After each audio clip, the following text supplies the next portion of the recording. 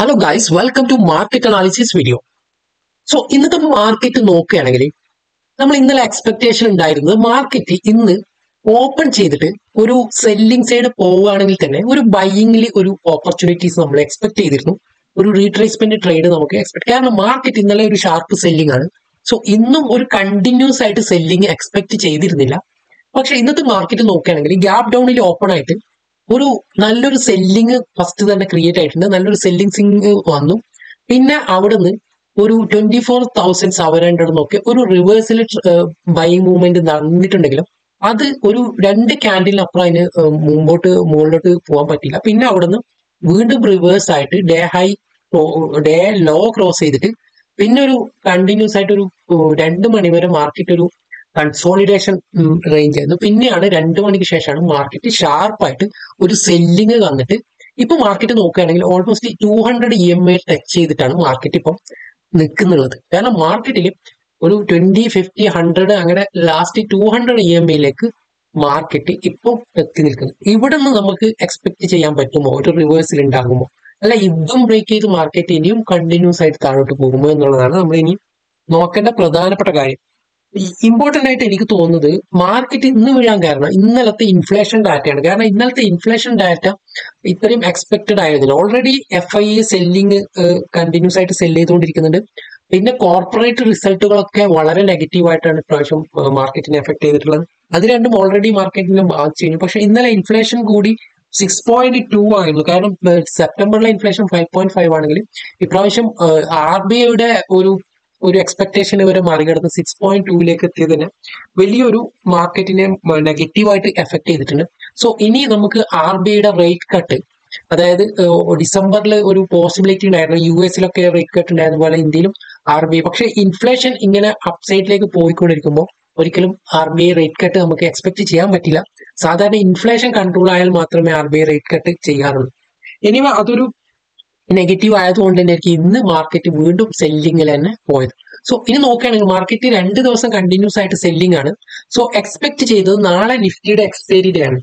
എന്താണ് നമ്മൾ എക്സ്പെക്ട് ചെയ്യുന്നത് വെച്ചാൽ നാളെ ഒന്നെങ്കിലും ഒരു ചോപ്പി മാർക്കറ്റ് ആവാനുള്ള പോസിബിലിറ്റി ഉണ്ട്. കാരണം 2 ദിവസം നല്ലൊരു റാലി തന്നു. ഇനിയും മാർക്കറ്റ് ഒരു സെല്ലിംഗ് സൈഡിലേക്ക് പോകാനുള്ള പോസിബിലിറ്റി കുറവാണ്.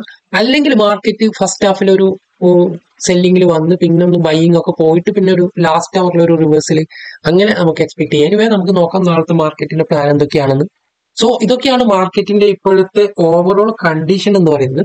പിന്നെ ഒരു കാര്യം, പ്രധാനപ്പെട്ട ഒരു കാര്യം നമ്മുടെ ബാങ്ക് നിഫ്റ്റി. കാരണം ഒരുപാട് ആൾക്കാർ 2016 മുതൽ NSE കൊണ്ടുവന്ന വീക്കിലി എക്സ്പയറി ഡേ ആയിരുന്നു ബാങ്ക് നിഫ്റ്റി എന്ന് പറയുന്നത്. അതിനുശേഷം ഒരുപാട് ആൾക്കാർ ട്രേഡ് ചെയ്ത് പഠിച്ച ഇത് വീക്കിലി എക്സ്പയറി ഡേ ഉണ്ടായതുകൊണ്ടാണ് ഇനി മുതൽ ബാങ്ക് നിഫ്റ്റിയുടെ വീക്കിലി എക്സ്പയറി ഡേ ഇല്ല.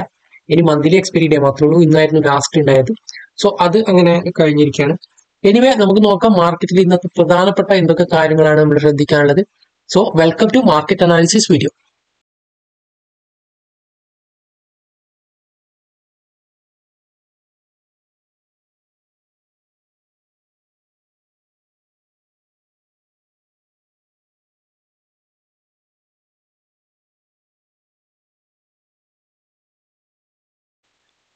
ഓക്കെ, ഞാൻ ഇവിടെ കാണിച്ചിട്ടുള്ളത് നിഫ്റ്റിയുടെ ഡെയിലി ക്യാൻഡിലാണ്. സോ ഇവിടെ ഒരു ട്രെൻഡ് ലൈൻ വരച്ചിട്ടുണ്ട്. പലപ്പോഴും ആ ട്രെൻഡ് ലൈനിൽ നിന്നാണ് മാർക്കറ്റ് ഒരു റിവേഴ്സൽ കാണിച്ചത്. ഇവിടെ നിങ്ങൾക്ക് കാണാൻ പറ്റും, ഇവിടെ നിന്ന് സപ്പോർട്ട് എടുത്ത് മാർക്കറ്റ് റിവേഴ്സ് ആയിട്ടുണ്ട്. പിന്നെ വീണ്ടും ആ ട്രെൻഡിലേക്ക് തന്നെ വന്നു, പിന്നെയും റിവേഴ്സ് ആയിട്ട് അവിടെ നിന്ന് റിവേഴ്സ് ആയി. പിന്നെ ഇവിടെ കുറച്ച് നാളും കൺസോളിഡേഷൻ നടന്നു. പിന്നെ ഇത് ഒരു ഇലക്ഷന്റെ ആ ഒരു സമയത്തുള്ള ഒരു റിവേഴ്സലാണ്. അവിടുന്ന് പിറ്റേന്ന് തന്നെ റിക്കവറി ആയിട്ട് പോയിട്ടുണ്ട്. സോ ഇത് വീണ്ടും അതിലേക്ക് വന്നു. അതുകൂടാതെ 200 EMA കൂടി മാർക്കറ്റ് സപ്പോർട്ട് ചെയ്തിട്ടുണ്ട്.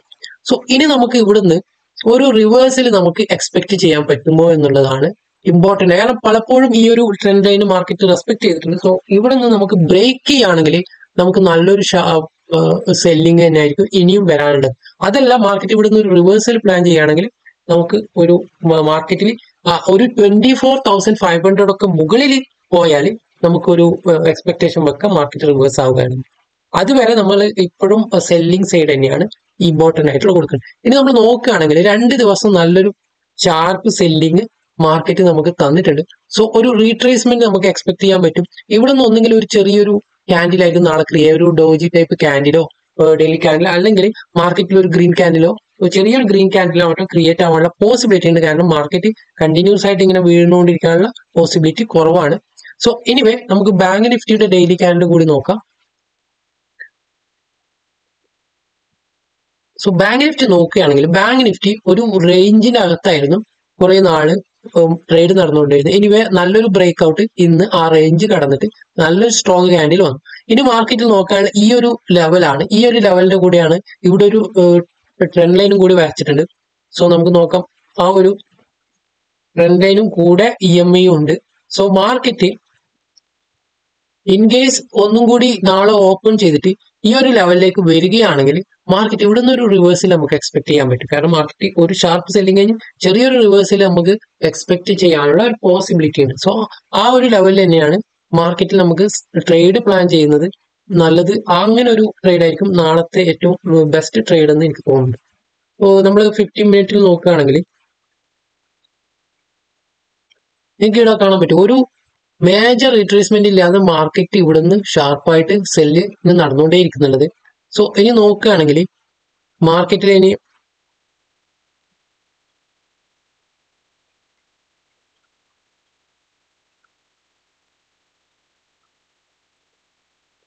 നമ്മളിനി എക്സ്പെക്ട് ചെയ്യുന്നത് ഈ ഒരു 49,700 ആണ്. അതായത് മാർക്കറ്റ് ഓപ്പൺ ചെയ്തിട്ട് ഈ ഒരു ലെവലിലേക്ക് വന്ന് ഇവിടെ ട്രെൻഡ് ലൈൻ ഉണ്ട്, ഇവിടെ നിന്ന് ഒരു റിവേഴ്സൽ കിട്ടുകയാണെങ്കിൽ നമുക്കൊരു ബൈയിങ് ഓപ്പർച്യൂണിറ്റീസ് നോക്കാൻ പറ്റും. അതാണ് എനിക്ക് തോന്നുന്നത് ഏറ്റവും നെക്സ്റ്റ്. കാരണം മാർക്കറ്റ് ഓൾറെഡി ഒരുപാട് സെല്ലിങ് കഴിഞ്ഞിരിക്കുകയാണ്, ഒരു റീട്രേസ്മെന്റ് നമ്മൾ വെയിറ്റിംഗ് ആണ്. സോ മാർക്കറ്റിൽ വെയിറ്റ് ചെയ്യുക. മാർക്കറ്റ് ഫസ്റ്റ് ഒരു സെല്ലിംഗ് സൈഡാണ് പോകുന്നെങ്കിൽ കുറച്ച് സമയം ഒന്ന് വെയിറ്റ് ചെയ്ത് നോക്കുക. മാർക്കറ്റ് സ്ലോലി അപ്സൈഡ് മൂവ്മെന്റ് ഒക്കെ തരികയാണെങ്കിൽ ഒരു ബൈയിങ് മൂവ്മെന്റ് ഓപ്പർച്യൂണിറ്റിക്ക് നാളെ ഒരു പോസിബിലിറ്റി ഉണ്ട് എന്നാണ് എനിക്ക് തോന്നുന്നത്. നിഫ്റ്റിയിൽ നോക്കുകയാണെങ്കിൽ നിഫ്റ്റിയും ഓൾമോസ്റ്റ് 2 ദിവസം നിങ്ങൾക്ക് ഇവിടെ കാണാൻ പറ്റുന്ന സ്ട്രോങ് സെല്ലിംഗ് ആണ് തന്നിട്ടുള്ളത്. സോ നാളെ ഇവിടെ നിന്നാണ് മാർക്കറ്റ് സെല്ലിംഗ് തുടങ്ങിയത്, ഇവിടെ വരെ ഒരു ഷാർപ്പായിട്ടുള്ള സെല്ലിംഗ് തന്നെയാണ് ഇപ്പോൾ കാണിക്കുന്നത്. സോ നാളെ മാർക്കറ്റ് ഓപ്പൺ ചെയ്തിട്ട് ഫസ്റ്റ് ചെറിയൊരു സെല്ലിംഗ് ഒക്കെ വന്ന് വീണ്ടും ഈ ഒരു 23,600 അതായത് ഈ ലെവലിന്റെ മുകളിലേക്ക് മാർക്കറ്റ് റിക്കവർ ആയിട്ട് വരികയാണെങ്കിൽ അതിനു മുമ്പ് ചെറിയൊരു സെല്ലിംഗ് നമുക്ക് എക്സ്പെക്ട് ചെയ്യാൻ പറ്റും. ഒരു നമുക്ക് ടാർഗറ്റ് ആയിട്ട് ഈ ഒരു 23,800 നമുക്ക് ടാർഗറ്റ് ആയിട്ട് വെച്ചിട്ടുള്ള ഒരു ട്രേഡ് ആയിരിക്കാം നല്ല പോസിബിലിറ്റി. കാരണം മാർക്കറ്റ് ഓൾറെഡി നല്ലൊരു സെല്ലിംഗ് കഴിഞ്ഞു. സോ ഒരു റീട്രേസ്മെന്റ് ട്രേഡ് ആണ്, അല്ലാണ്ട് ലോങ് ആയിട്ടൊരു ട്രേഡ് അല്ല. ചെറിയൊരു പോയിന്റ്സുകൾ മാത്രം ക്യാപ്ചർ ചെയ്യാൻ പറ്റിയ ഒരു ട്രേഡ് ആയിരിക്കും നാളത്തെ ഏറ്റവും ബെസ്റ്റ് ട്രേഡ് എന്നാണ് എനിക്ക് തോന്നുന്നത്. എനിവേ നാളെ നിഫ്റ്റിയിൽ എക്സ്പയറി ഡേ ആണ്. അതുകൂടാതെ തന്നെ മറ്റൊന്ന് നമ്മുടെ മാർക്കറ്റ് ഓഫാണ്. സോ നാളത്തെ പ്രത്യേകത വെച്ചാൽ ആൾക്കാർ നല്ലൊരു വാളറ്റൈൽ മാർക്കറ്റ് ആയിരിക്കും, എല്ലാവരും പൊസിഷൻ ഒക്കെ ക്ലോസ് ചെയ്യാനുള്ള പോസിബിലിറ്റി ഉണ്ട്. സോ ഒരു ലോങ് വീക്കെൻഡ് ഒക്കെ വരുന്നത് അതുകൊണ്ട് തന്നെ മാർക്കറ്റ് ചിലപ്പം നല്ലൊരു വാളറ്റൈൽ ആയിരിക്കാനുള്ള പോസിബിലിറ്റി, അതല്ലെങ്കിൽ ചെറിയൊരു ചോപ്പി മാർക്കറ്റ് ആവാനുള്ള സാധ്യതയും കൂടി കാണുന്നുണ്ട്. കാരണം 2 ദിവസം നല്ലൊരു ഷാർപ്പ് സെല്ലിംഗ് ആണ് നമുക്ക് കിട്ടിയത്. സോ എനിവേ നമുക്ക് നോക്കാം നാളത്തെ മാർക്കറ്റ് എങ്ങനെയായിരിക്കും എന്ന്. So thank you for watching this.